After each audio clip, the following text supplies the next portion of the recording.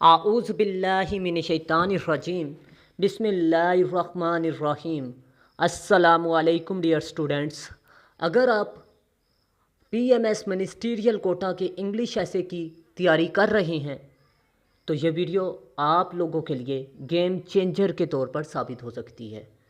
उसकी मेन वजह यह है कि आज की वीडियो में मैं 10 अहम तरीन टिप्स एंड ट्रिक्स और वो रूल्स बताऊंगा जो इंग्लिश ऐसे में आप अप्लाई करके 25 में से 25 नंबर भी हासिल कर सकते हैं।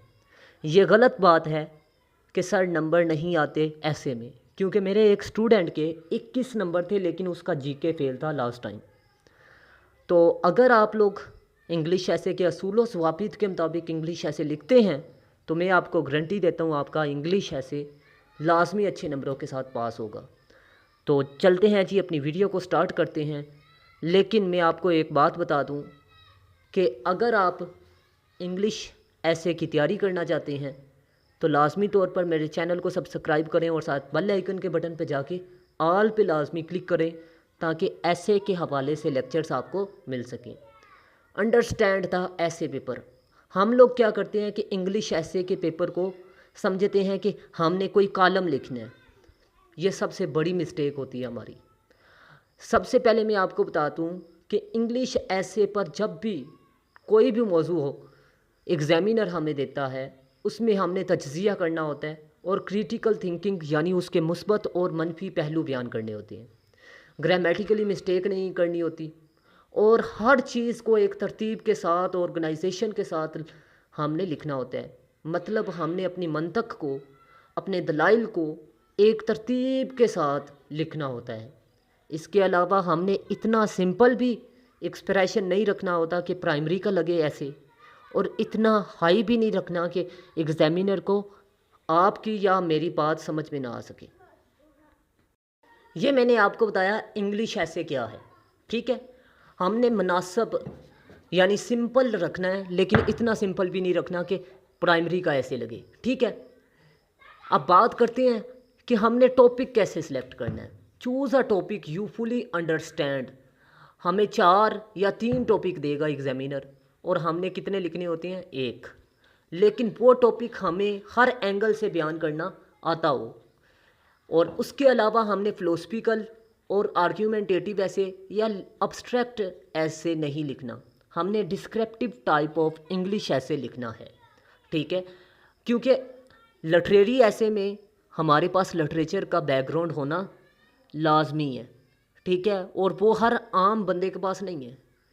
इसके अलावा आपको बता दूं कि आर्ग्यूमेंटेटिव ऐसे में सब्जेक्टिविटी का एलिमेंट बहुत ज़्यादा होता है। मैं ऐसे को किसी और एंगल से देख रहा हूँ, एग्जामिनर उसे किसी और पॉइंट से देख रहा है, जिसकी वजह से इंग्लिश ऐसे फेल होता है। बात हो रही थी डिस्क्रिप्टिव ऐसे की। डिस्क्रिप्टिव ऐसे जब भी आ जाए हमें पता है कि इसमें नेगेटिव इफ़ेक्ट आते हैं, हमें पता है कि इसमें कोजेज़ आते हैं, हमें पता है इसमें सॉल्यूशंस आते हैं। तो सिंपली हमने क्या करना है, इसके बारे में मटेरियल अच्छे तरीके से तैयार करना है, ठीक है। उसमें फैक्ट्स एंड फिगर, कोटेशन और एग्जाम्पल हमने तैयार करके जानी है। इसके अलावा हमने एक ऐसे को जब लिखने बैठना है 3 से 5 मिनट हमने प्लानिंग करनी है। होता ये है अक्सर कि जब हम ऐसे लिख लेते हैं या दरमियान में होते हैं तो हमें याद आता है यार कोजिस में, फ़र्ज़ कर लें कोजिस वाला की पॉइंट हम लिख रहे हैं तो हमें याद आता है यार की पॉइंट कोजिस में एक ये भी रेलिवेंट है, ये भी ऐड कर देता हूँ। लेकिन हम आउटलाइन में उसका जिक्र नहीं करते, इंट्रो में नहीं करते, लेकिन बॉडी में कर देते हैं। तो ये पैराग्राफ स्ट्रक्चर, और इसके अलावा आपको बता दूँ कि ऐसे के स्ट्रक्चर की खिलाफ वर्जी हो जाती है, ठीक है। तो हमने क्या करना है, हमने लाजमी तौर पर पहले रफ़ आउटलाइन बनानी है, ठीक है, ताकि जो भी हमारे जहन में सवाल आए फिर उसे नीट, जो भी जहन में पॉइंट आए वो हम नीट पे लिख सकें। इसके अलावा इंट्रोडक्शन में हमने थीसिस स्टेटमेंट लाजमी लिखनी है और बॉडी पैराग्राफ हमने 3 से 5 रखने हैं पीएमएस मिनिस्टीरियल कोटा के लिए, ठीक है। अब एक अहम बात बता दूं कि अगर आप लोग इंग्लिश ऐसे की तैयारी के हवाले से परेशान हैं तो आप लोगों को परेशान होने की ज़रूरत नहीं। मैं सिर्फ आप लोगों के लिए 6 ऐसे लाया हूँ और ये 6 ऐसे अगर आप तैयार कर लें तो 600 ऐसे क्लियर होंगे। और सेम इसी क्राइटेरिया के मुताबिक मैंने इंग्लिश ऐसे बनाए हैं और उसमें 6 ऐसे क्लियर हो, 600 ऐसे क्लियर होंगे। अब सिंपल सी बात बता दूं, मैंने थीम वाइज लिखे हैं, 3 इफ़ेक्ट्स मैंने लिखे हैं नेगेटिव मसाइल पर, आपने थीम वाइज बनाए हैं। जो भी पूछे वुमेन के टॉपिक को जिस भी एंगल से वो पूछेगा वो 2 रेलिवेंट होंगे। ठीक है, कोशिश मैंने 3 लिखे हैं, आपने 2 उठा के लिखनी है। मैंने सोल्यूशन से 3 उठा के लिखे हैं, आपने 2 उठा के लिखनी है। ठीक है, अब उसी ये बॉडी में मैंने बताया, अब उसी के मुताबिक आउटलाइन है मेरी, इंट्रो है और कंक्लूजन है। ठीक है, अब सिंपल सी बात बता दूं, इसमें कनेक्टर्स का इस्तेमाल किया गया है। CSS क्वालिफायर टीचरों से चेक शुदा है। मेटा AI और चैट GPT से 30 रूल्स जो इंग्लिश ऐसे के चेक करने के हैं उनके मुताबिक चेक करवाया गया है, ताकि इंग्लिश ऐसे में कोई गलती या कोताही का इम्कान बिल्कुल ना रहे। ठीक है, और आपको बता दूं मेटा AI ने 25 में से 23 मार्क्स दिए हैं, जबकि चैट GPT ने 25 दिए हैं। अगर आप मेरे नोट्स परचेज़ कर लेते हैं तो मैं आपको गारंटी देता हूँ आपका ऐसे पास हो जाएगा। ये 6 माह में आपने तैयारी करनी है या 6 हफ्तों में तैयारी करनी है, ये आपकी मर्ज़ी है, आपके पास टाइम है ही नहीं है। ठीक है, 2 माह ज़्यादा से ज़्यादा आपको मिलेंगे। अब बात करते हैं ऐसे का स्ट्रक्चर क्या होना चाहिए। आपको बता दूं, एक आउटलाइन है, आउटलाइन के बाद इंट्रोडक्शन है। ठीक है, तो आउटलाइन फ्रेज फॉर्म में होनी चाहिए, और क्योंकि सेंटेंस फॉर्म में आप लिखते हैं तो ग्रामर की मिस्टेक हो सकती है। इंट्रोडक्शन जोन सा है, मैं आपको बता दूं, आपने ब्राइट स्टार्ट और इसके अलावा आपने इंट्रोड्यूस द टॉपिक को इंट्रोड्यूस करवाना है। डिफाइन टर्म को आप डिफाइन कर सकते हैं तीसरे नंबर पे, और थीसिस स्टेटमेंट के बाद आप समरी की सूरत में इंट्रोडक्शन लिख सकते हैं, और 50 अल्फाज पर आपका 50 से 80 अल्फाज पर आपका इंट्रोडक्शन बनता है। ठीक है, और मैं आपको बता दूं समरी की सूरत में मैंने इंट्रोडक्शन अपने नोट्स में तैयार किया हुआ है। अब बॉडी पैराग्राफ आपको बता दूं 3 से 5 लिखने हैं, और हर बॉडी पैराग्राफ में एक ही बात आपने करनी है। ठीक है, मतलब ये है कि एक बॉडी पैराग्राफ में एक ही बात आपने करनी है, और उसमें टॉपिक सेंटेंस है, एक्सटेंशन ऑफ पैराग्राफ है, एक्सप्लेनेशन ऑफ पैराग्राफ है, और एग्जाम्पलीफिकेशन ऑफ पैराग्राफ है, और कंक्लूडिंग लाइन है। ठीक है, और कनेक्टर्स का यूज़ आपने करना है।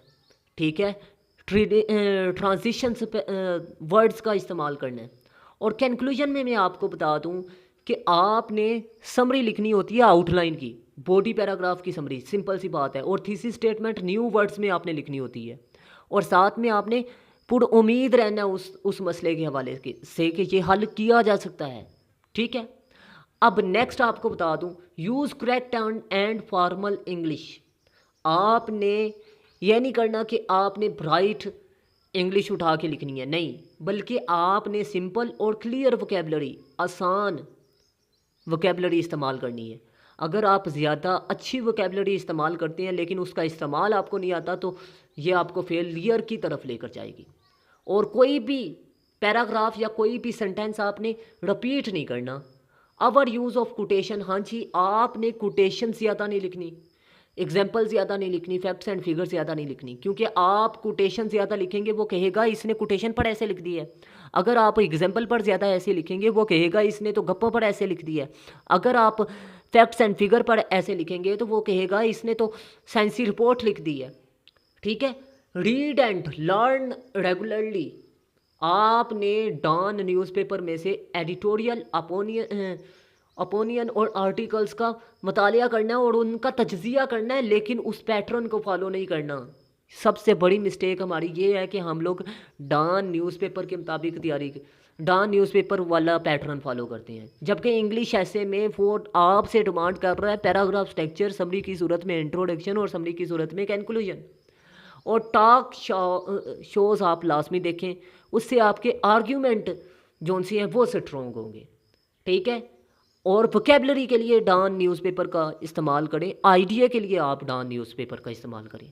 ठीक है, प्रैक्टिस राइटिंग, आपने एक हफ्ते में एक ऐसे फुल लाजमी चेक करवाना है किसी भी टीचर से, लेकिन ऑनलाइन सेशन में।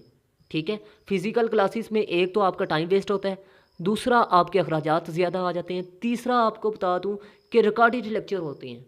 ठीक है, आगे आपको बता दूं कि आपने इंग्लिश MA इंग्लिश वाले टीचर से नहीं चेक करवाना, आपने उसे चेक करवाना है ऐसे टीचर से जो इंग्लिश के ऐसे के स्ट्रक्चर से वाकफियत रखता हो। और आपने लाजमी फीडबैक भी लेना है। ये नहीं चेक करवा दिया बस ठीक है, नहीं, चेक भी करवाना है और उसके बाद उसका फीडबैक भी लेना है।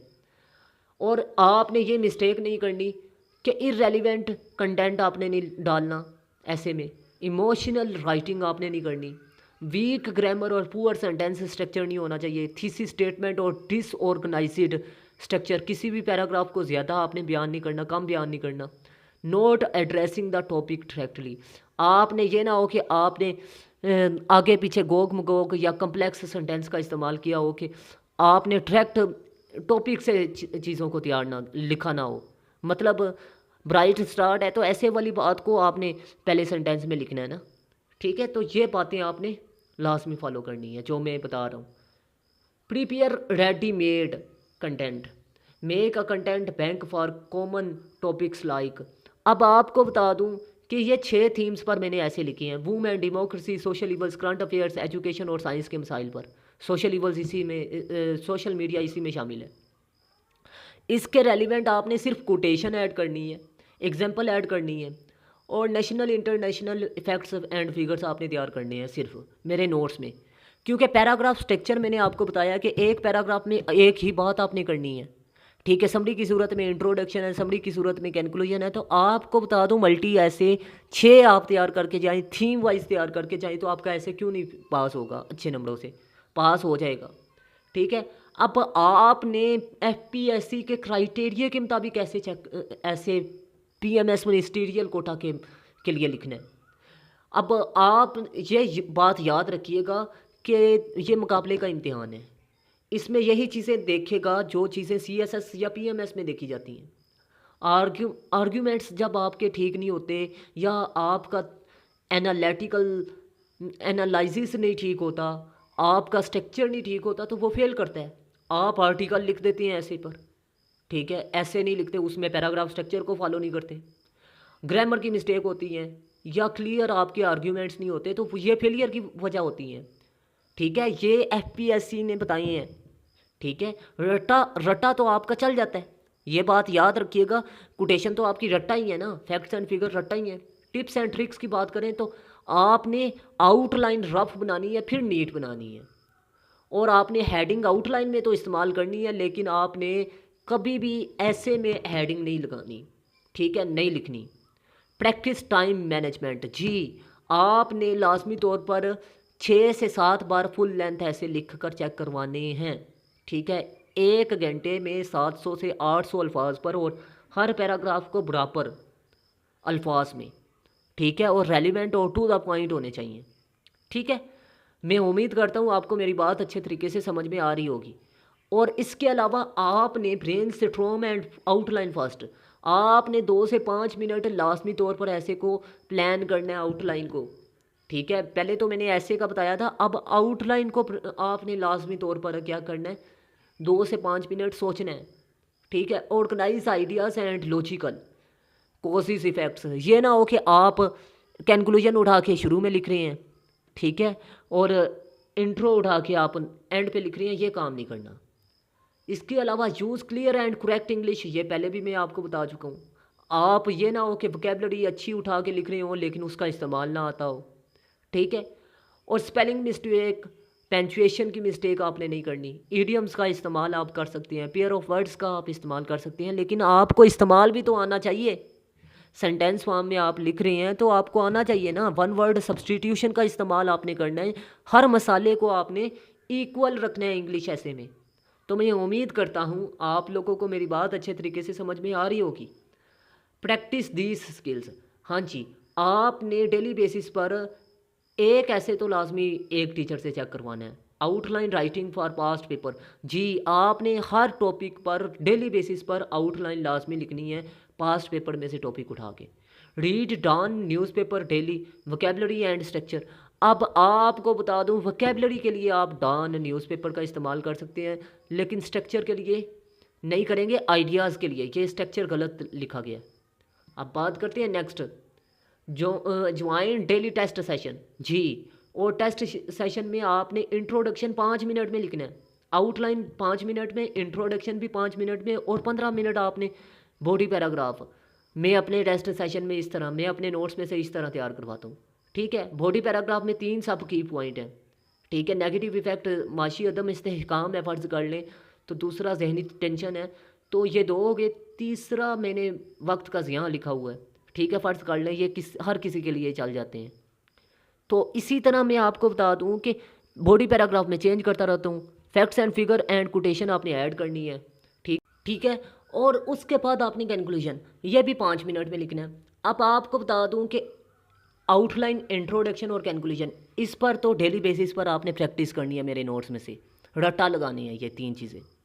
लेकिन बॉडी पैराग्राफ एक बार मैंने नेगेटिव इफेक्ट पर एक दिन दिया, दूसरे दिन कोजिस पर मैंने बॉडी पैराग्राफ दे दिया, तीसरे दिन मैंने सॉल्यूशंस पर। इसी तरह एक ऐसे तकरीबन 1 हफ्ते में क्लियर हो गया। ठीक है, 1 हफ्ते में जब हमारा एक ऐसे क्लियर हुआ तो 6 हफ्तों में ऑटोमेटिकली हमारे 6 ऐसे तैयार हो गए। ठीक है, तो मैं उम्मीद करता हूँ आप लोग मेरी बात को अच्छे तरीके से समझ चुके होंगे। अगर आप मेरे नोट्स परचेज़ करना चाहते हैं, मेरी क्लासेस लेना चाहते हैं या टेस्ट सेशन ज्वाइन करना चाहते हैं, तो मेरे व्हाट्सअप नंबर पर रब्ता करें। और अगर आपका कोई सवाल हो, कन्फ्यूज़न हो, तो लाजमी व्हाट्सअप नंबर पर रब्ता करें। ठीक है, तो इंशाल्लाह मैं आपको गाइड कर दूँगा। तो मिलते हैं इस तरह की नेक्स्ट इन्फॉर्मेटिव वीडियो में।